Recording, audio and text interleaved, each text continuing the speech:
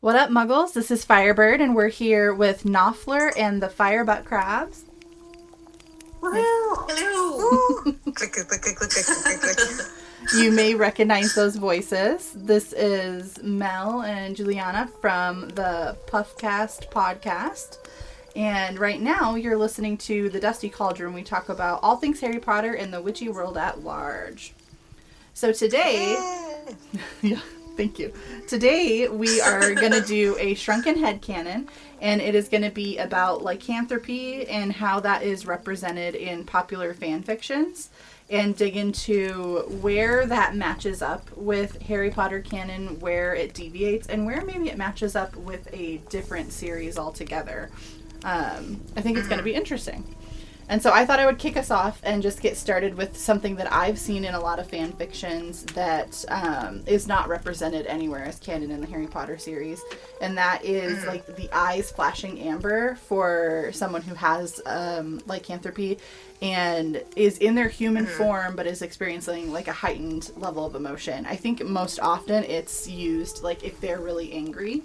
But I've seen it as like a flash of possessiveness, and I think in some even it's used as like a precursor of arousal, but it's like a literal like visual physical change for the person who is a werewolf when they are not in their werewolf form, which I find really interesting, and I'm intrigued for how that became like enough of a trope that it pops up in multiple fan fictions. Yeah, I'm wondering where exactly that came from, because that sounds like a super Twilight-esque thing. Yeah, actually, you're right.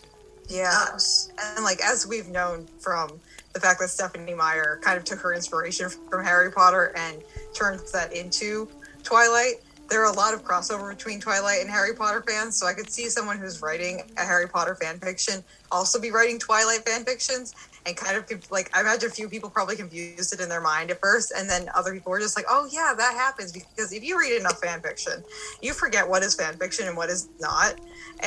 That's exactly my problem. That's why I am not well versed in fan fiction, because in my head I mix it up way too quickly, and then I don't remember anymore what is real and what is not. Totally fair. We have this one of the Harry Potter trivia games. I think it's from Trivial Pursuit, and like I've read the series so many times that we literally break how you play the game, and my husband will read me the answer and I have to figure out what the question is, because then it makes it fair for everybody else that's answering the trivia questions. But I've read so much fan fiction that occasionally I'm like, no, that absolutely is a fact. You cannot be telling me that I'm wrong. And it's like, no, I've just read it in like 20 fan fictions that never happened in the series. It gets hard after a while for sure, and that's part of the reason I like to stick with like some of the goofier fan fictions. One, that's kind of my vibe anyway, and two, it makes it a little bit easier to discern from the canon because it's such nonsense that you can distinguish it easier. I get that. It's so bananas crazy that it's just. There's no way that the squid and the toast are having a love affair. What? How could you say that? I know. That is headcanon. That is definitely true. Squost to the Hat is looking at me right now with his toast being like, how dare you? He's mad at me. He's so mad. One realization of Squost is what it was, and I'm so upset that I didn't remember that for a nickname. And then two, it could have been Squost, right? It could have been. And then two, do you want to plug your fic? Oh yeah, what did I name it? Is it a very Squosty holiday? I think that's what I named it. I think so. Yeah. I haven't gotten it up on AOC or fanfiction.net yet. Oh, okay. But if people want it, I'll send it to them. It's on my to-do list to do, because I tried to get it up there, and then they were having some technical issues with the website the day that I tried, and I just never tried again. Totally fair. So yeah, if you listeners would like to read A Very Squosty Holiday, Chapter 1, Chapter 2 upcoming at some point, please just send me a DM, and my socials will be at the end of this episode. But yeah, if you want to hear A Very Squosty read A Very Squosty Christmas is the one and only fan fiction I have ever written, and yes, it is about the only squid and toast couple. Highly recommend that you follow up with her. I've had the chance to read it, and I thought it was wonderful. Okay, so let's talk about another thing that pops up in a lot of fan fictions that, again, I don't think is supported by canon, and I actually, like, scientifically have a problem with, which is that they show, it's Lupin in, like, specifically in many of them, but then in some fan fictions where other characters have lycanthropy, it comes up with them as well, which is an obsession with chocolate. Like, they're constantly eating it when they're out of werewolf form, and I'm like, literally, chocolate is poisonous to dogs and wolves. So why did this become a thing that we're saying, like, oh, they're obsessed with chocolate? Why? I never thought about that. Oh I my god, you're right. Does the digestive system work differently when you're in your human form compared to when you are in your wolf form? Yeah, do you have an allergic reaction if you're a wolf and not? I would imagine you'd have an allergic reaction when you were and weren't a wolf. Is that a way to identify a werewolf? Is by feeding someone chocolate, and then if they have an allergic reaction, there's a 50-50 chance that one, they have a chocolate allergy, and two, they're a werewolf. You know what? The exact opposite, because you are a human first, and you became the wolf after, and when you got infected. So if you give the wolf chocolate, and it doesn't get a reaction, then you know it's actually a human. You know what I mean? Yeah, I think that checks out. I also think that they would have to have had some sort of reaction, because if you think about what happened with Bill Weasley, where he's not fully transformed, but he is impacted by the contact with, like, the lycanthropy saliva or whatever, his taste in food changes, even when he's not transforming. True. Yeah, so the chocolate is weird. I think that it's, this is how I've logicked out why it became such a popular thing, is that in the third book, when we're first introduced to Lupin specifically, it's in response to the Dementors coming onto the train, and he offers a candy bar to make them feel better. And so I think that fanfiction writers, and I'm not judging them, I am also a fanfiction writer, totally get it, but I think they glommed onto that and they're like, oh, all werewolves are obsessed with chocolate. It's like, just because Lupin had a candy bar in his pocket doesn't mean that all werewolves are obsessed with chocolate. Or that they could even eat it. Yeah, I think the problem is, too, is Lupin's really the only werewolf we get any, like, real exposition on who's not just a very obvious villain. Because we get Fenrir Greyback, who is, like, obviously, like, written as your stereotypical character who's a villain, bad, everything bad. And none of the other, we don't really learn about any other specific werewolves. And so in our head, we're like, oh, Lupin's a good werewolf. And he's the example for all werewolves, and he likes chocolate. Thus, all werewolves must like chocolate, because we don't get any other representation. Mm-hmm. That is one thing I like about fan fictions, that, like, have someone else be turned by a werewolf, just because you get, like, a different representation. Even though we're not getting it from the source, we're getting it within the universe, which I think is pretty cool.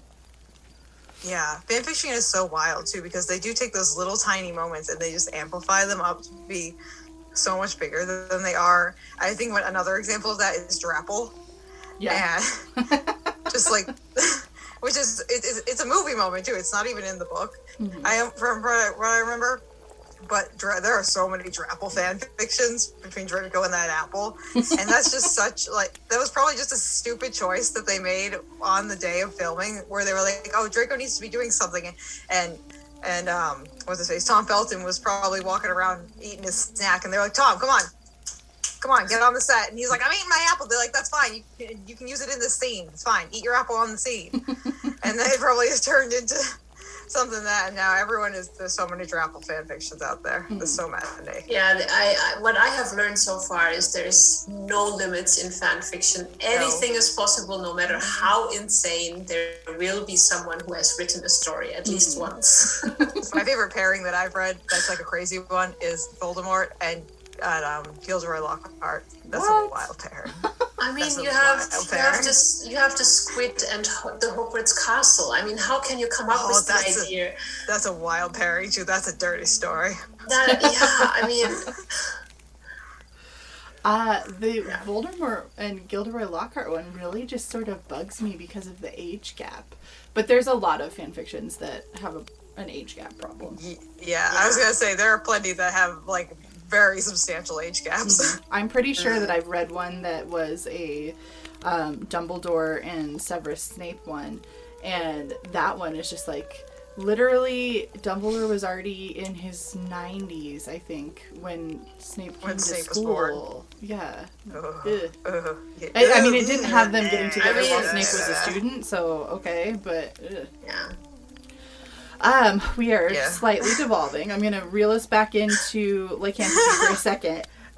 So the next thing that I've noticed in a lot of fan fictions with werewolves in them in some way is this idea of rapid healing, which I definitely feel like is stolen from Twilight.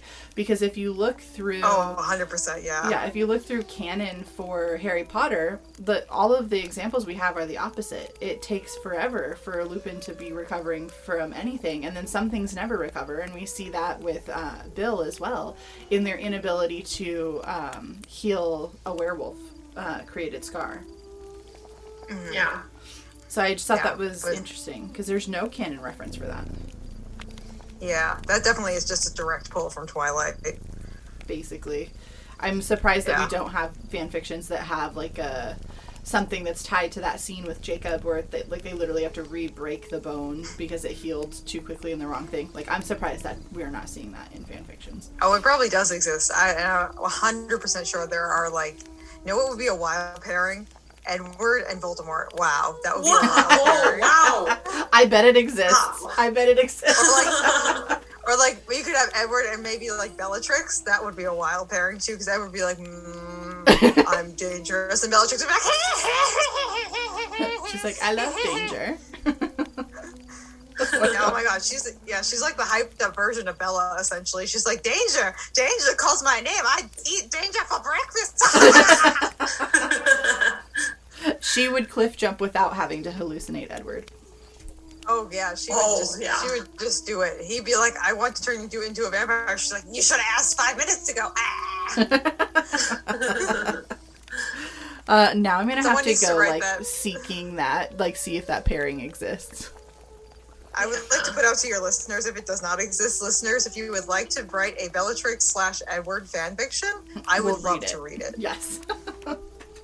I will put it directly on my reading list right the second you send it to me. Perfect. If we get one, we'll promote it on all of our socials. Yes. Okay, something that I feel like has been in every fan fiction that I've ever read that had Lupin in it, that I initially was like, oh, this just applies to all vampires. Wow. I think because we were talking about Edward, to all werewolves. But then in hindsight of research, I think probably it just applies to Remus Lupin is this worn out sweater obsession. Though I think you could tie it to other werewolves. We really want to talk about Twilight today. Guess. I'm going to have to start a whole new podcast, I guess. Go for it. I don't think that I would have good traction there. I like to listen to this one person who talks about Twilight a lot on TikTok, but she is way more knowledgeable than I am. But anyway, werewolves and sweaters would check out just from a financial standpoint, the worn out sweaters, but I think that this, it being part of an aesthetic really is just a Lupin thing, but I didn't want to take it off of my list because I feel like I've seen it in so many fan fictions. Yeah, I feel like it definitely could be a thing because you're transforming between a wolf and a human so many times, and you can only buy so many pieces of clothing. I imagine some of it kind of survives, and you're just like, okay, I guess I'm just gonna wear this because I don't have any other clothes to wear, and this was the sweater I transformed in last time. It's a little bit beaten up, but I'm just gonna put it back on. It's just and more patches every month. Yeah, and it just fits his personality somehow also, because he's just constantly in recovery from this, and it just constantly putting patches back on himself. Yeah. I'm sure there are some werewolves out there though that are like pimps. Sure, of course. I mean, how are you gonna? That's probably the easiest way, honestly, to get people as your victim is to dress really nicely and just be really smooth and lead them off into a back alley and then be like, hee. Gotcha now. I think if I were a werewolf and I when the full moon's coming, I would just find wherever it is that I would probably be one of those that tries to lock themselves in the basement or something. But I think I would just get naked before the moon rises so I don't ruin my clothes. Yeah. You know what's coming up, so it would make sense. Yeah. And it's you know what you could do? You could get those clothes that have the snaps on the side, so that way when you transform, it just goes, it just like pops off of you, and then you just put it back on. Yeah, I remember those. They were a fashion statement for a while, these pants. Yes. I remember how cool everybody felt during basketball. I had a pair too. Yeah. You can get those because then you can reuse your clothes every time because they'll just pop out of them. They'll unsnap. True. I remember that being like the big, like you were the cool kid in high school when you figured out how to, in one like quick jerk, pull the whole thing off and have your basketball uniform showing. Yes. Yeah. Yes, you're right. Oh God. Strange, I forgot about strange clothes. Wild times. Something that I've seen come up in a lot of fan fictions is the concept of packing with non-werewolves. So this is most popular in like the Marauder group, right? Like Lupin is pack with the other three. And then you see it in fan fictions where other people have been transformed and now have lycanthropy, where like they're sort of creating their tight friend group or their family becomes their pack. And in some cases they're like biting them outside of transformation so that they don't become a werewolf, but somehow this ties them into the pack. And this is a very weird concept that like it's not really a Twilight thing, and it's not a Harry Potter thing, and I'm like, I don't know where this comes from, but it has come up in so many fanfictions you can't even count it. The biting part? Well, that is in less than the total amount of packing. You mean the pack? Yeah. Okay. Yes. But the biting thing in itself is kind of weird, but I guess you could say that there is some of that supported by the actual canon of the series in the concept of having some sort of impact from being bitten when the person's not transformed, because we see that with Bill. And I think I've read one where like I'm pretty sure Hermione was the werewolf in this, and she bit someone when not transformed, and it gave them heightened senses but also like a stronger tie to the pack. But again, none of her pack, quote unquote, were werewolves. So it was just interesting. I assume that with these stories you have this character that is kind of like a loner and is thrown into this situation of becoming a werewolf, and it's such a difficult situation. How do you deal with that? So you kind of seek probably company from friends that are normal in quotation marks, that don't have this, so that you can feel more normal as well, because you're not constantly confronted with it. If you are having difficulty adjusting to this situation and that you are now what you are. So I would think that might be a reason. Yeah. Well, it sounds like maybe it's just influenced by dogs on the whole. Oh yeah. And the whole pack thing, and maybe people are just like, oh yeah, werewolves are dogs, and wolves just do wolvy things, and wolves are in packs and things like that. That's kind of what it sounds like to me too, is that it's just influenced by nature.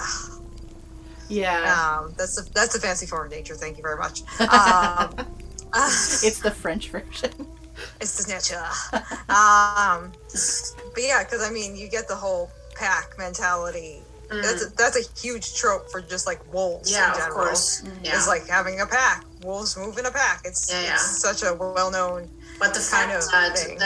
But the fact that you pointed out that there is no other wolves in that so-called pack. Yeah. I mean, that is maybe the craving for normalcy, I guess. Like the whole found family. It's like a found family. Yeah, exactly. Yeah.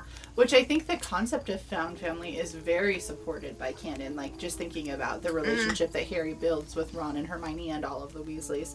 But that, talking about packing in that sort of concept brings me to one of the things that comes up so often, which is taking the alpha and omega behaviors that are so popular in fan fictions and applying them to werewolves. And so then we see a lot of fan fictions that have like sort of the alpha werewolf and the beta werewolf and the omega werewolf. And it's so interesting because one, that in general is not a particular genre of fan fiction that I enjoy. But also I get so irritated with it because, like, the scientific principle of an alpha werewolf or alpha wolf in real life is a disproven scientific thing. Like, the creator of that concept came out and has spent years trying to get people to stop saying that because it was like an observed behavior in wolves that were in captivity, and like it's not something that happens in wolves naturally. And so it's like no one listens to him trying to correct his inaccurate hypothesis, and it's like just widespread through our society, and we apply it to real wolves, we apply it to werewolves, we apply it to fantasy novels. Well, obviously if it's a werewolf, but I don't know, that one just bugs me. Yeah, that's definitely irritating. I didn't know that it didn't actually apply to regular wolves, so that's definitely an interesting thing for me to learn now. But yeah, that definitely is something that is in a lot of fan fictions and definitely is not anywhere in the Harry Potter universe at all. Yeah. Even when we get to the interactions between like Fenrir, between Greyback and Lupin, that's not mentioned. It's not a thing. Right? No. Like, there is talk about him being the one to transform him, but there's none of this like, oh, Greyback is my alpha or anything like that. Yeah. I don't think they even use the term sire anywhere in the series. It's just like, he's the one that bit me. Yeah. It's just like, yeah, I'm this way because this asshole bit me. Yeah. Asshole is I guess it just brings a certain drama to the story, and that's why they added it into it, because they will fight at some point always for the position of the alpha, so it's and they they probably feel backed up by science, because like it's proven that more often than not a person believes the first thing they are told, not necessarily the right thing they are told. And the first thing that people were told is that packs have alphas and there is like a dominant wolf. And so he's now been saying for, I think, 20 plus years, that's not true, please stop saying it, but it doesn't matter because what was said first was that alphas exist. Yeah, it's hard to eradicate. Yeah, I get that. Plus, I feel like it's been shown in so many movies. I'm thinking of like movies I watched as a kid and like movies about, even just like animated movies about dogs in packs. That'd be like the alpha dog. It was just a thing. Yeah. Well, we've even applied it to humans now. Like, we have alpha males. Yeah, screw them. Sorry, short interruption. I'm getting dog kisses. Hello. Oh. Yay, you're back. Yay, Hi, puppy. Oh, sorry. Oh, you're totally fine. Did they go for a walk, Mel? They went for a walk, yeah. Oh, okay. We love a good dog interruption. Yes. I will mute myself for a moment. Okay. So you... So something else that comes up is the idea of the inner wolf talking to the human / host, or even coming out to talk to other people in some fan fictions. And so I've seen this range from like an internal dialogue where like the person's like, oh, I think I like so and so, and the wolf's like, you can't like that person because we like this person, to like literally the wolf like flashing the amber eyes and like maybe growing the fingernails a little bit so they seem more claw-like, and then like speaking in a gravelly voice to like the person that the human is upset with. But like obviously there's no canon reference for this. This feels very like Moon Knight-esque to me, where there are just multiple personalities nesting inside the same person. I don't know if you saw that Marvel TV show or not. I wasn't recognizing the name at first, but yes, we just watched that not too long ago. Yeah, it's pretty good. Anyone who hasn't seen it, go watch it. I really enjoyed it. One of the best Marvel TV shows they've done so far, I think. Yeah, that's interesting too, because that actually is pretty reminiscent to me of, I don't know if you've read the Shadow and Bone books at all. I have not.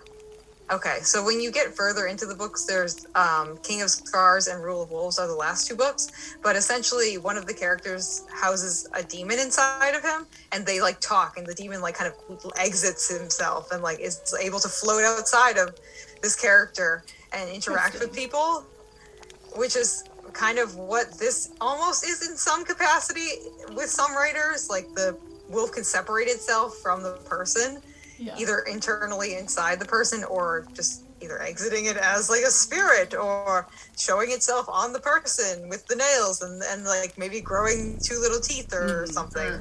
Yeah. Like that.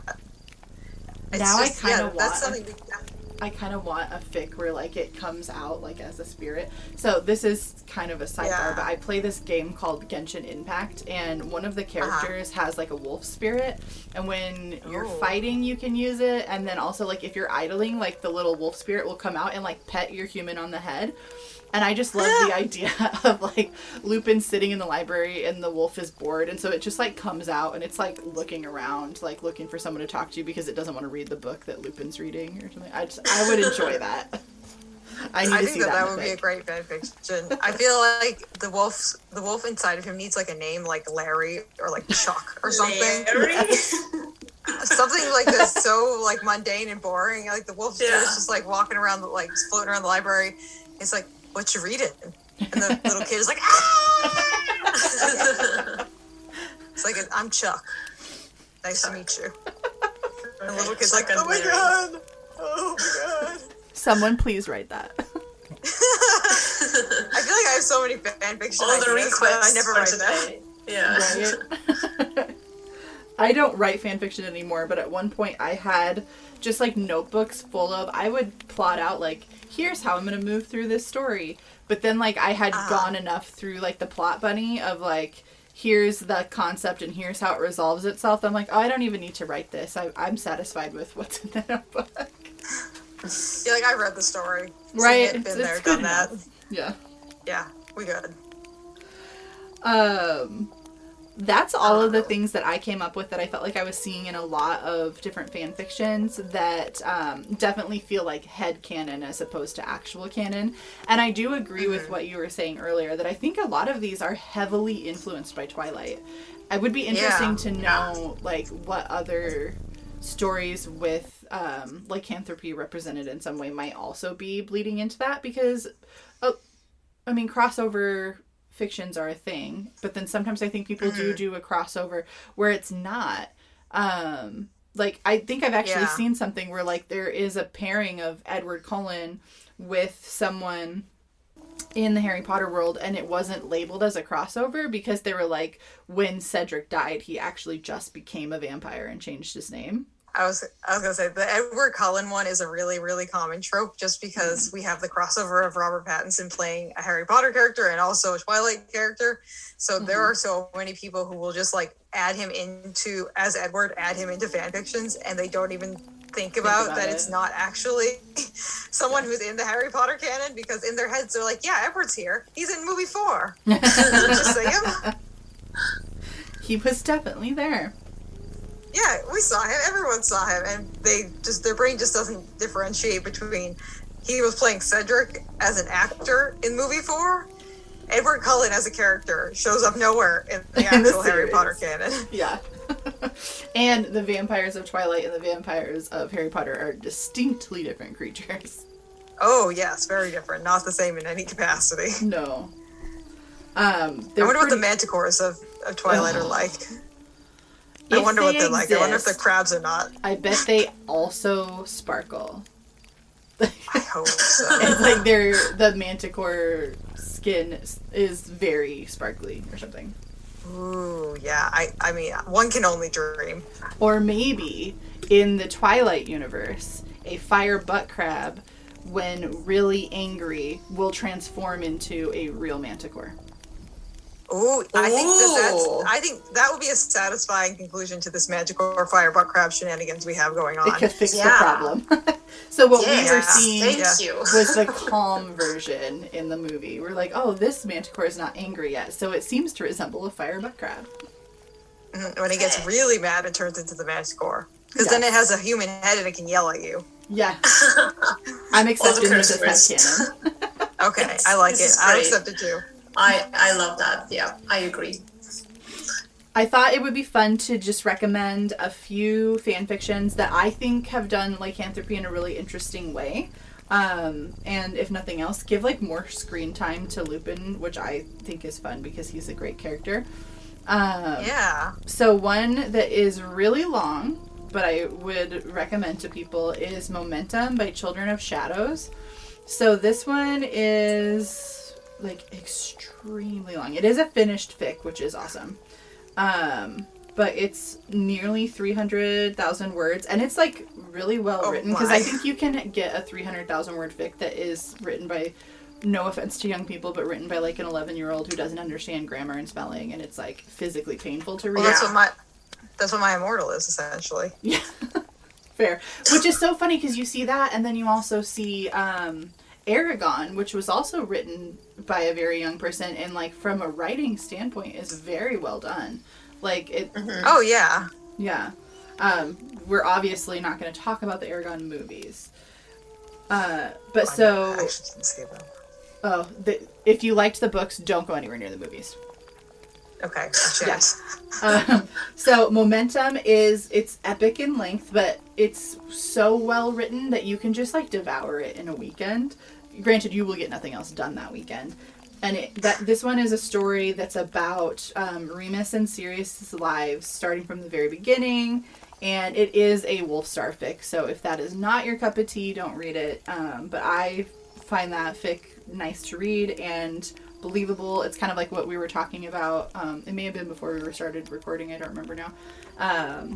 Where like in the subtext you feel like there's a relationship between Scorpius and Albus. I feel like in the subtext of the actual canon Harry Potter stories, there's subtext of Wolfstar. But it's really interesting, and I would highly recommend it to anyone. Honestly, anything written by Children of Shadows is really good. I would just in general recommend anything from Children of Shadows. Oh, what I was saying was I have this weird inclination to always assume that a fanfiction writer is female. So I started to say, like, you should definitely read her work, but I actually have no idea of the gender of any of the authors that I'm going to recommend today. But I just want to pre-apologize if I accidentally say you should read her work, because I have this weird headcanon, I guess, that all fanfiction writers are female. Another story that's really good. This is another Wolfstar story. Oh, and I should have said on the first one that is rated M. So go into it knowing what to expect. This one I'm talking about is also rated M. It's called Casting Moon Shadows, and it's written by Moon Sign. This one is another really long one. It's actually over 395,000 words. And again, it's a writing style that's so good that like you can keep reading forever.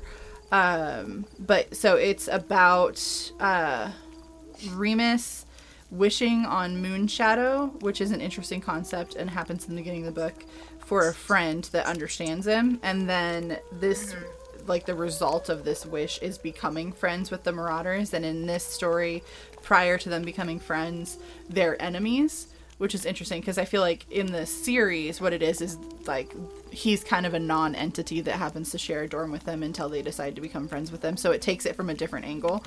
And this one just spans so much time. It's running like the whole life of Remus and Lupin. But it's another really good one to read. And I don't know if your cup of tea is to like check reviews before reading a story. But this story has like over 9,000 reviews on it, and they're all super positive. Wow. So like you know that people really enjoyed it. So it's definitely one that I recommend. This next one that I'm going to recommend is actually a Remus and Hermione story.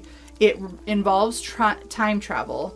So at the time that they're having any sort of relationship with one another, they're the same age, and it's in Remus's time period. It's called Chemistry and Timing. I think I might just only read epically long fan fictions because it's another really long one. It has like 295,000 words-ish. And this one's really interesting to me in how it handles the time travel, for starters. So the whole idea is that she's thrown back into the 70s in her third year, and she doesn't know that much about Lupin yet because it's early in the third year when she gets thrown back, and so it's just like confusing to her to like suddenly be around like her teacher as a teenager, and she doesn't know the answers that she learns about, like, who actually betrayed the Potters and that sort of thing, because she falls back in time before the end of book 3 would happen, so that what knowledge she does and doesn't have plays out in some of the choices that she makes in the series. And it's not always a Hermione Lupin pairing. Like, at one point she's trying really hard not to interact with anybody. I don't think this is a spoiler. She's trying hard not to interact with anyone who would, like, remember her in the future. So, like, the relationship that she ends up with is with one of the Pruitt twins, because she feels like she can't impact the future because they're going to die anyway. Which I think is such an interesting choice, because it's like you're setting yourself up for so much trauma. Like, I want to have a relationship with someone so I'm not lonely, so I'm going to pick this person knowing that I'm going to have to deal with the fact that they're brutally murdered. Like, weird choice. Weird choice. But she doesn't end up staying with the Pruitt. I don't, but that one is a really interesting story, and I would recommend it. I'm actually considering rereading it. Because it's been a long time since I read it, and I was thinking about it for this episode, and I was just like, honestly, I really like that story. I might go back to it.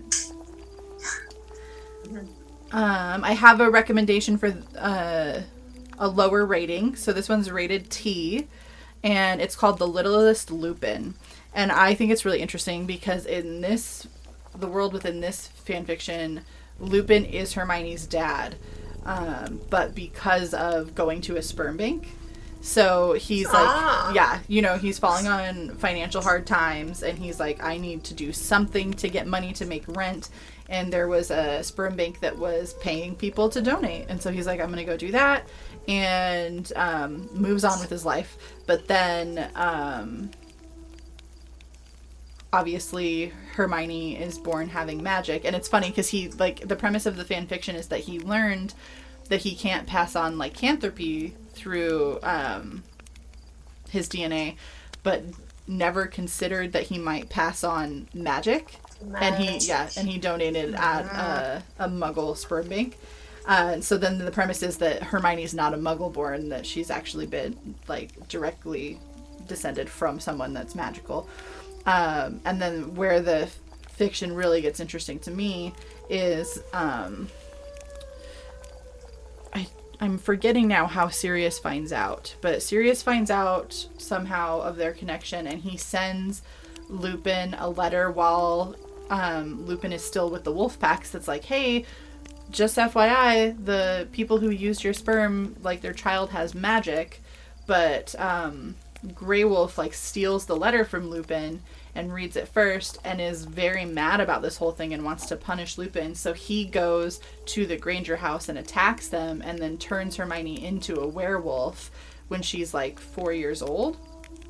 Oh. And so then the story is like a story of her kind of growing up and dealing with the consequences of that, and obviously Lupin dealing with the guilt that he would have associated with that. Fair warning to anyone going to read that story, it is a WIP, a work in progress. It's not finished, and they have not updated since 2018, so I think it's abandoned. What exists is very interesting, so I would still read it, but I know for some people, like, it's completed works only. They're not going to touch a WIP, so know that going in. And then one that deals with it in a different way. It is a time travel story. It is rated M. It's called Comfort Me by MLR96. Oh, I don't think with The Littlest Lupin I said I think I stopped saying the authors a while ago. Let me back all the way up.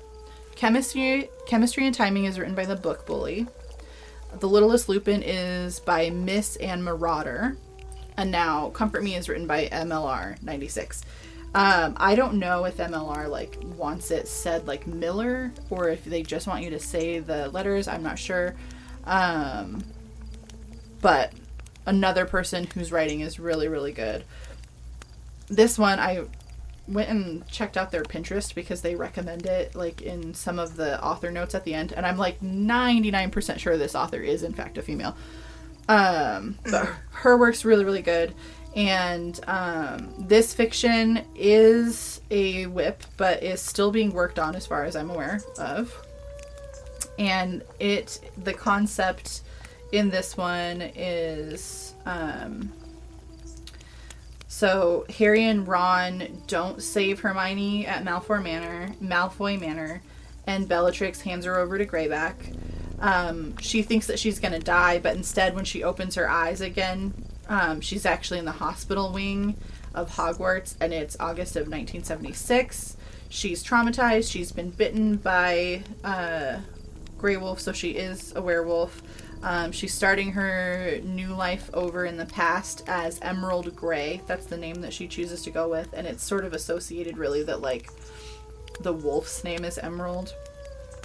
And then she ends up, over the course of time in the story, falling for Lupin. Interestingly enough, this story has interactions with Gideon Pruitt too, and like two totally different authors, but like I don't know if there's like something that I'm missing in what little description we have of the Pruitt twins that make them seem like a logical pairing with Hermione, or if this is one of those things that have come up because you start seeing it in other fan fictions, and so then people start to forget like what the Pruitt like personality really was, and like come up like the head canon becomes the canon. I don't know. It's just really fascinating. This one also is a work in progress, but it has been worked on more recently, and as far as I can tell is not abandoned. MLR 96 just has kind of a slower update timeline.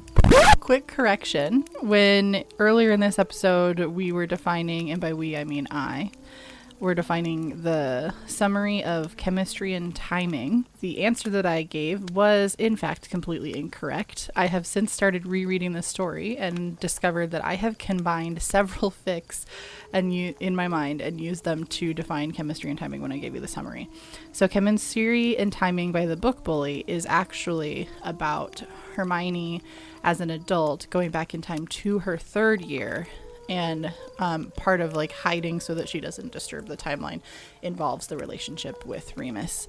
Still highly recommend. My greatest apologies to the book bully for getting that incorrect. This is a sure sign that I haven't been reading fan fiction for a while, because all of them are starting to bleed together in my mind. I went in search of what story I may have been talking about, and I think I combined at least two mentally to get the summary that I gave you.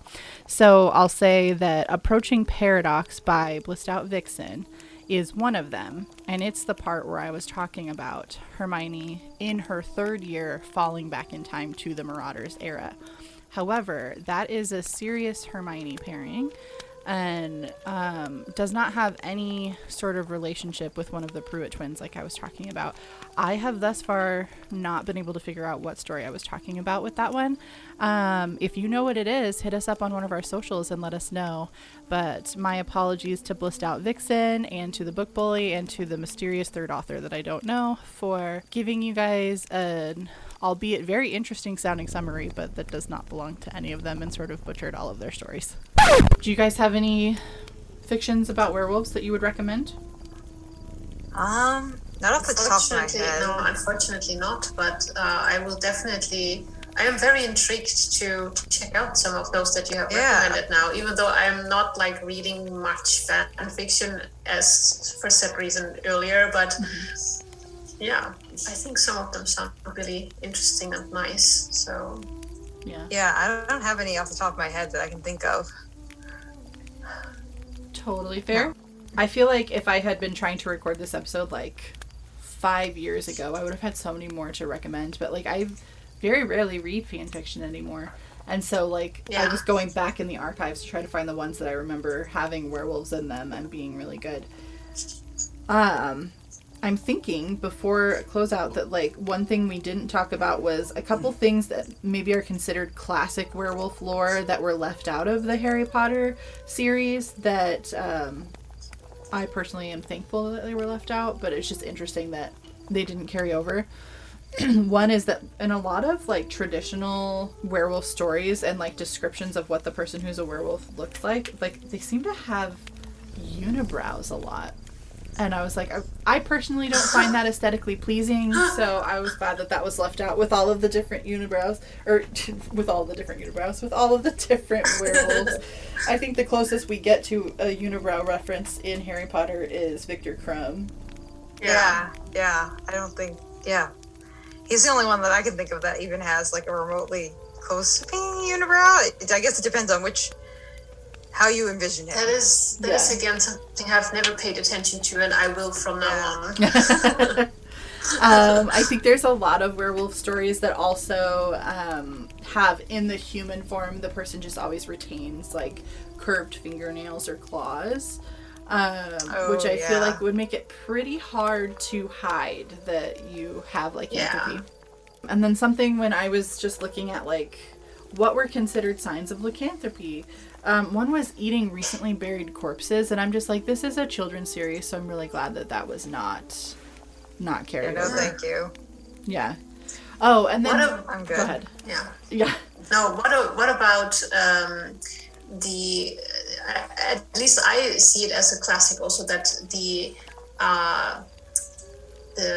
what's the word? The worst enemy of a werewolf is the vampire, because that you have all the time in those stories as well. I think, and I'm not sure why that is. Do you have any idea? Yeah, I don't know, because I immediately mentally went to Twilight with that again, and in Twilight they give you a reason, but in like other stories, because this comes up in like movies and other books and all that, like I don't feel like they ever tell you why. Like, is it a hierarchy? I'm thinking of.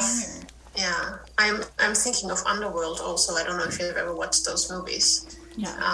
That they have it as well, and you keep seeing that, but I'm not sure why that is. It's just like both of them are such powerful creatures that maybe they're just that way. They're like competing with each other territory wise, because they are both hunters. Yeah, maybe like a fight over the same prey source. Yeah. Though, if they thought about it, they really could work together. You could let the vampire eat first, and then there's nothing about that stops the werewolf from eating, right? Because the werewolf eats flesh. Yeah. Well, we need a duo comedy of a best friend vampire werewolf. Like, they're roommates and they hunt together. Or is it like a cat and dog kind of situation? They just can't smell each other, and that's why it doesn't work. Maybe. Maybe. I love that. I think something that didn't carry over into the books, but arguably is in the movies, if I remember the CGI correctly, is typically the description of a werewolf, like how you're distinguishing it from a wolf, is the lack of a tail. But in the books they're saying that one has a tufted tail and one doesn't. But in movie 3, when they do the transformation scene, I think the wolf man, rather than werewolf, in my opinion, that they have on screen, does not have a tail. So it fits more traditional descriptions of a werewolf.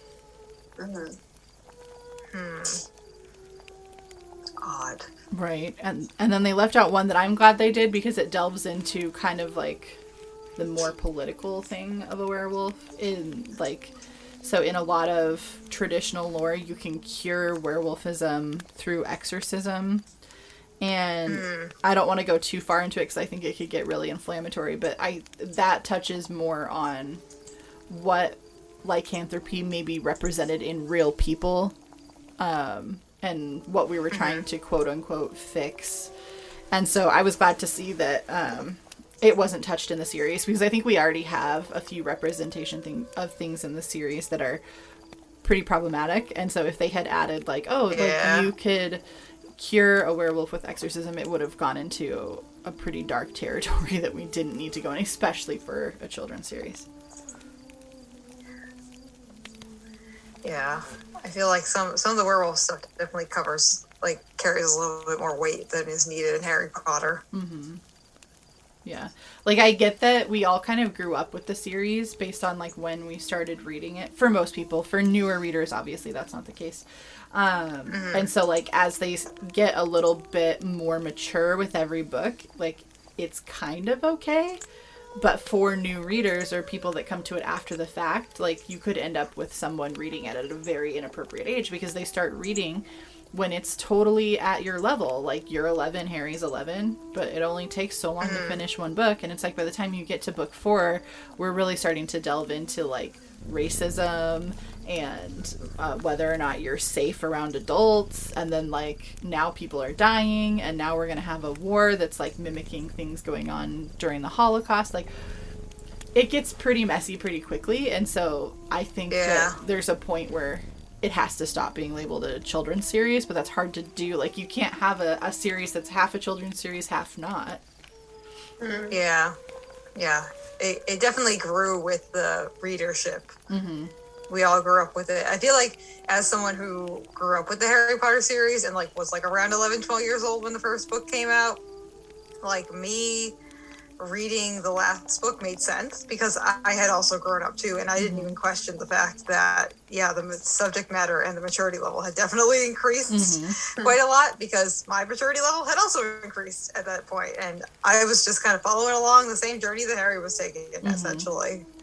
Yeah. So didn't even question it. I don't think I really started thinking about it until my siblings are now having children, and I was like, well, you have to read them Harry Potter, and then I'm like, well, actually, how about you just read them the first 3 books over and over again until high school? Yeah. My sister Then you can go. Yeah, my sister just had her baby shower and had these little things that look like a onesie, and you filled out different, like, predictions about what the baby's going to look like or whatever. And then at the end, it was like, what's your advice for the new mom? And I was like, make sure you read them at least 1 Harry Potter book per year. And then I gave it to her, but afterwards I was like, maybe I should have just said, read them Harry Potter #1 once per year. Yeah.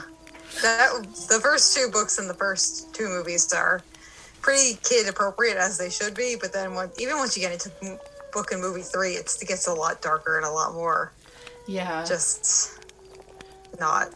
I feel like the movie's even darker than the book, and that's just because 100%. Of who directed it. But I think the directing was done very well, but it takes it slightly darker than the book was. Yeah, I mean, I like the directing too, and yeah, it definitely. That's the first movie where you can't watch it at the drive-in theater because it's too dark and you can't see what's going on the big screen at the drive-in theater. I learned that the hard way. Anyone who's ever been to a drive-in theater, you can relate. If you haven't, I mean, it's fine. But I never saw that one at the drive-in. I didn't ever think about that. I think I've gotten lucky with every time I've gone to the drive-in and had a well-lit movie. Yeah, you really should only see, like, brightly colored movies at the drive-in, because if anything is, like, remotely not seeable or there's, like, dark spots, you don't want to go see any kind of, like, horror movie or movie with, like, that's solely just all in the dark, because you literally will just be looking at a blank screen the entire time. Frustrating. I was recently watching a show and, like, struggling with that because it's so dark. I mean, the content's dark too, but The Handmaid's Tale, the show itself is so dark that if you're watching it on a mobile device, like, it will be like you can't see anything. I feel like you can get away with it a little bit on TV, but not on a mobile device. It's so dark that you're like, this is just a black screen. Yeah, this is pointless. You're like, yep, nope, nope. This is some great audio. Do you guys want to take a minute to promote your podcast and all of your socials? Yes. So, thank you for having us on, first off. Yes. Thank you for coming. This has been great. Yeah, we've loved coming and being on your podcast. We haven't talked about werewolves for a very long time, and never on our own podcast, I think. No, I don't think we have. No, this was interesting. Yeah. And if you would like to listen to our podcast, we are Puffcast, your Harry Potter happy place, spelled like Puff, P-U-F-F, cast, because we are Hufflepuffs. Mel and I are 2 Hufflepuffs. And you can find us under Puffcast, where all pods are cast. And if you want to get in contact with us, you can find us on Twitter, Instagram, and Facebook at PuffcastPod. And we are also at puffcastpod@gmail.com if you have any longer form things. If you'd like to send me that Bellatrix Edward fan fiction, send it there. Hit her up. Yeah. Immediately. Yeah. Or you can, if you'd like to individually DM me, I am Jelly at Jilliana Runs. Jelly is spelled like grape jelly _ So Jelly, so like grape jelly, and then Anna, and then _runs on Instagram. And then Mel, would you like to tell people where they can find you, or would you like to keep that private? No, you can come. I am at Plimpy, and I think I also have an _ there. But you will definitely see immediately. Yes, if you go to the podcast, you'll find us both there. Yeah, yes, we are linked there as well. Yeah. Perfect. And as we've said in like a million episodes of this podcast, Hufflepuffs are the best kind of people, so obviously they have the best kind of podcast. That's nice. Thank you. Thank you. We appreciate it. My husband, Ridgeback, who produces the podcast, is also a Hufflepuff. And he's been sitting here nodding along, agreeing with most everything that you guys have had to say today. We are a great house. Yay! All right. Well, thanks for tuning in. If you're jonesing for more witchy goodness between episodes, you can check us out on Instagram at Dusty Cauldron Podcast, on Facebook at the Dusty Cauldron Podcast group, or email us at dustycauldronpodcast@gmail.com. You can always go check out our website, which is dustycauldronpodcast.com, or you can subscribe to this podcast wherever you're listening right now if you want to hear more episodes. And remember, fanfiction has a lot of really interesting references to lycanthropy, but we can't support that they are canon within the series or that they're even canon within like the werewolf lore at large, but we do suspect that there's a heavy level of influence from Twilight. And don't forget to stir whatever you've got brewing in your own cauldron right now. Bye!